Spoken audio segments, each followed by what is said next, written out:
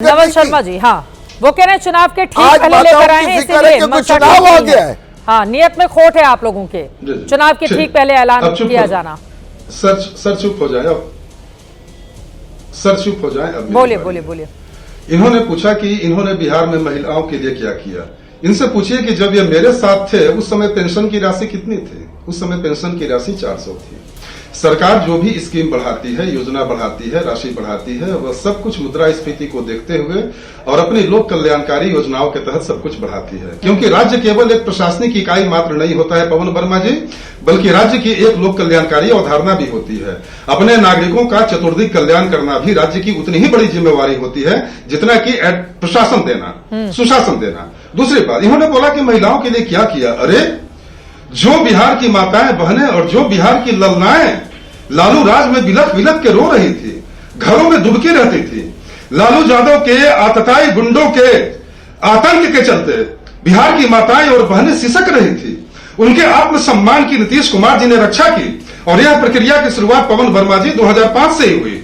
2006 में पंचायती राज व्यवस्था में नीतीश कुमार जी ने जब बिहार की महिलाओं को आरक्षण दिया, ये छोटी मोटी घटना आपको दिख रही है, इसका नतीजा है कि आज बिहार की माताएं और बहनें मुखिया और पंचायत प्रतिनिधि और जिला परिषद में जाकर सामाजिक बराबरी का एहसास कर रही है। हाँ। और बिहार की आधी आबादी आज पूरी ताकत बनकर पूरे देश के सामने नजीर पेश कर रही है। बिहार की प्राथमिक शिक्षक भर्ती में 35% आरक्षण, सरकारी सेवाओं में आरक्षण, बालिका योजना, पोशाक योजना, अनगिनत योजनाएं मैं चाहूं तो बहुत देर तक गिना सकता हूं। हाँ, महिलाओं को वोट भी मिला आपको, ये बात भी सच है कि नीतीश जी ने तमाम योजनाएं लेकर आए और उसका वोट भी पाए। हाँ, लेकिन अभी वाले पैसे को लेकर पूछा जा रहा है ना, ये 10,000 पहले डाल दिए होते। आप लोगों ने भी तो वक्त ऐसा चुन लिया ना, वक्त ऐसा चुन लिया। नहीं, देखिए आप नीतीश कुमार जी के 2005 से लेकर अभी तक के काल तो प्रशासन है, तो विकास जो है और विकास, देखिए मैंने आपके बीच में टोका नहीं। बोलिए जल्दी से अपनी बात आगे बढ़ाइए। अब बाकी लोग भी जुड़े हुए हैं, रविशंकर रवि, राजेश भट्ट हमारे साथ हैं। हाँ, 2005 से लेकर 2020 तक, 2005 से लेकर 2020 तक नीतीश कुमार जी की विकास योजनाओं के स्वरूप को देखिएगा। यह क्रमिक प्रक्रिया है और इसका चुनाव से कोई सीधा संबंध नहीं है। लेकिन 1100 रुपए पेंशन बढ़ाने से बिहार की वृद्ध माताओं और वृद्ध जनों के चेहरे पर जो मुस्कान आई है, पवन वर्मा जी आपको वो पच नहीं रहा है। अब वो कह रहे हैं कि जनसुराज के दबाव में, सारे लोग आपकी बात, जनसुराज के दबाव में 125 यूनिट बिजली, ये बात तो सच है ना कि जनसुराज ने पहले ऐलान किया था, उसके बाद आप लोगों की ओर से ये ऐलान किया गया, 400 से पैसे बढ़ाए गए। इसके पहले तो नहीं हुआ था ना नवल जी, वो कह रहे हैं जनसुराज के दबाव में। चित्रा जी, बस एक लाइन, जेडीयू की रचनात्मकता लकवाग्रस्त हो गई है क्या कि हम ये प्रशांत किशोर और पवन वर्मा जैसे लोगों का अनुकरण करेंगे? हद बात करते हैं आप भी। नीतीश कुमार ऐसी योजनाओं का जन्मदाता, नीतीश कुमार का ब्रेन चाइल्ड। जातीय गणना किसका ब्रेन चाइल्ड? साइकिल और पोशाक योजना पूरे वैश्विक स्तर पर सराहना तो आरजेडी और कांग्रेस ने हरियाली के लिए। अब देखिए कल ही सीडब्ल्यूसी की बैठक में जाति जनगणना को लेकर उन्होंने बात कही, राहुल गांधी ने। एक लाइन और बोलने दीजिए, एक लाइन और बोलने दीजिए। मैं ये बता रहा हूं कि अनगिनत योजनाएं नीतीश कुमार जी के उर्वर मस्तिष्क की उपज हैं, जिसकी पूरे विश्व में सराहना हो रही है। ठीक है। और भी बाकी मेहमान हमारे साथ हैं, जल्दी एक टिप्पणी ले लेते हैं। पवन वर्मा जी, आगे आपके पास आऊंगी। बाकी लोग भी हमारे साथ हैं, हमारे साथ आरजेडी के और एलजेपीआर के प्रवक्ता हैं, एक भी टिप्पणी नहीं हो पाई है। 10 सेकंड में जवाब देता हूं। बोले 10 सेकंड में, जल्दी, इससे देर मत कीजिएगा। बोलिए पवन वर्मा जी। वो कह रहे हैं लकवा ग्रस्त पार्टी नहीं है, ब्रेन नीतीश कुमार का है, जिसके जरिए महिलाओं का भला वो करते हैं। आपसे सीखने की जरूरत नहीं है उनको। अरे कई योजनाएं हैं, अंतर्राष्ट्रीय प्रशंसा मिली है नीतीश कुमार जी को। अरे क्लाइमेट लीडर की उपाधि मिली उनको जल जीवन हरियाली के लिए। और ये बात करते हैं नकल की। न कोई आइडियोलॉजी है प्रशांत किशोर के पास और न कोई सिद्धांत है। कल वामपंथी को सेवा देते थे, आज दक्षिणपंथी को।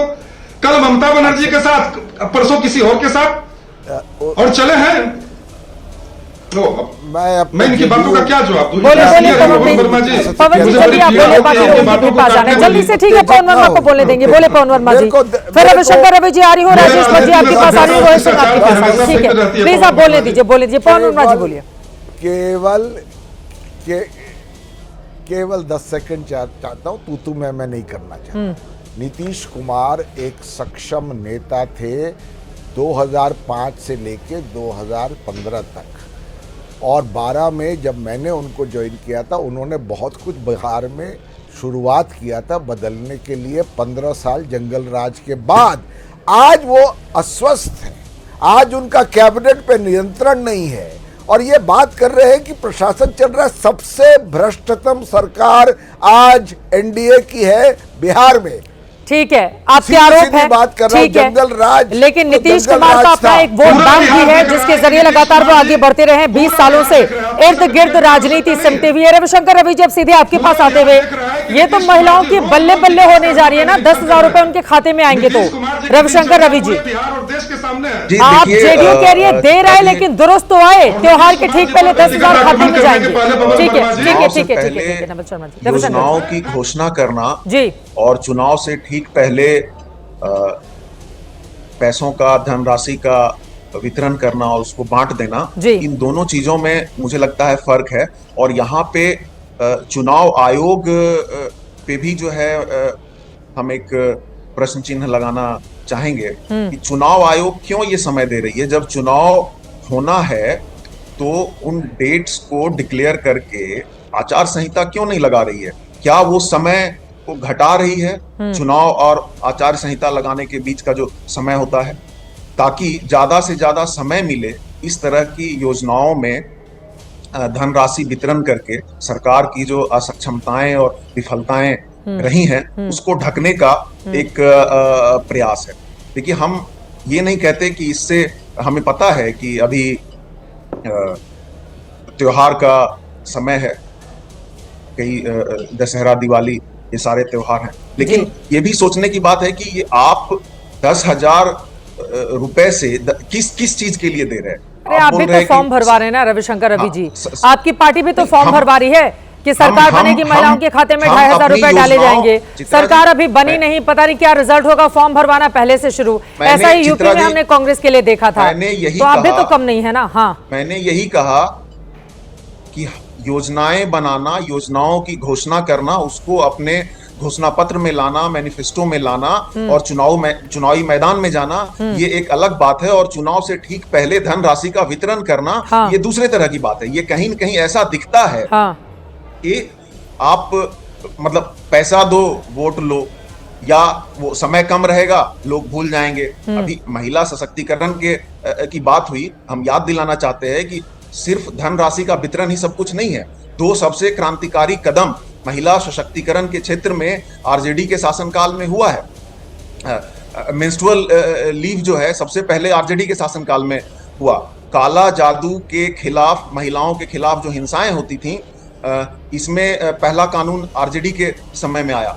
और पिछले कुछ सालों में महिलाओं के खिलाफ जो हिंसा बिहार में हुई है, उसका भी अभी से 1 महीना पहले तो हर डिबेट में हम लोग यही डिस्कस कर रहे थे कि क्या स्थिति है कानून व्यवस्था की। बालिका गृह कांड, राजेश भट्ट जी हैं, प्रवक्ता एलजेपीआर के, बहुत देर से हैं। ठीक है, बालिका गृह कांड की आप बात कर रहे हैं और भी हिंसा की बात कर रहे हैं। ठीक है राजेश भट्ट जी, ये बात सही है ना कि पूरी तरह से क्राइम कंट्रोल कर पाने में ऐसा नहीं है कि सरकार कामयाब हो गई है राजेश भट्ट जी? और पीठ आप लोग कितनी भी थपथपा लें कि हर महिलाओं के खाते में हम 10,000 रुपए डाल रहे हैं, लेकिन विपक्ष का ये काम है, वो पलट कर पूछेगा कि चुनाव है 1 महीने के बाद, 1 महीने पहले क्या वोट खरीदने की कोशिश है महिलाओं की? राजेश भट्ट जी, सीधा सा सवाल है। बहुत हैरत होती है। अभी मैं सुन रहा था विपक्ष के प्रवक्ता साथियों का, बहुत हैरत होती है, क्योंकि इनके पास ना कोई तर्क है और ना कोई तथ्य है। तथ्यहीन बातों के आधार पर ये सब चीजों को खारिज करना चाहते हैं, तो बेहद दुर्भाग्यपूर्ण है। आपको ये बताना चाहता हूं, और आपके चैनल के माध्यम से पूरे देशवासी चूंकि सुन रहे हैं, कि महिलाओं को सम्मान के साथ जीने का अगर कोई अधिकार दिया है और महिलाओं की सुरक्षा की कोई गारंटी दी है, वो बिहार में एनडीए की सरकार ने दी है। आज 2005 के पहले जब महिलाएं 5 बजे के बाद घरों से नहीं निकलती थी, उन दिनों को याद करके रोंगटे सिहर जाते हैं आज भी चित्रा जी। और आज महिलाएं नहीं, हमारे बालिकाएं जब सड़कों पे साइकिल चलाते हुए दिखती हैं और स्कूल जाते छात्राएं दिखती हैं, तो बेहद प्रफुल्लित होता है। जब आप बालिकाओं का जिक्र करते हैं, बालिका गृह कांड का वो लेकर आते हैं, हाँ, उसी बिहार में, वही बिहार है। देखिए, घटनाएं कहीं भी घट सकती हैं, किसी भी राज्य में घटनाएं घटती हैं, हम इससे इनकार नहीं करते हैं, लेकिन घटनाएं घटना अलग बात है और अपराधियों पर नकेल कसना अलग बात है। यहाँ घटनाएं घटती हैं, अपराधी तुरंत गिरफ्तार किया जाता है, स्पीडी ट्रायल के तहत उन पे मुकदमा दायर होता है और उनको सजा दी जाती है। ठीक है, ये है एनडीए की डबल इंजन की सरकार। हाँ। अब मैं कहना चाहता हूं कि त्रिस्तरीय पंचायती राज व्यवस्था के तहत आज जो है मुखिया से लेकर जिला परिषद और विधानसभा तक आज महिलाओं की जो भागीदारी बढ़ी है वह किसकी देन है? वह डबल इंजन की सरकार की देन है, एनडीए की देन है। 33% जो महिलाओं को की आरक्षण की प्रथा लाई गई बिहार हाँ, में, ठीक है। आज हर विभाग में महिलाओं की क्या भागीदारी हुई है वो देखने की बात है। तो महिलाओं के सम्मान को लेकर जितना एनडीए की सरकार लगातार जो है काम कर रही है, हाँ। उसको क्या कोई खारिज कर सकता है क्या? आज 1 करोड़ जीविका दीदी की बात मैं कर रहा हूं। बिहार जैसे राज्य में 1 करोड़ सिर्फ महिलाओं को जीविका दीदियों के माध्यम से स्वावलंबी होने का एक अधिकार मिला है। ठीक है, जिसकी पूरे देश में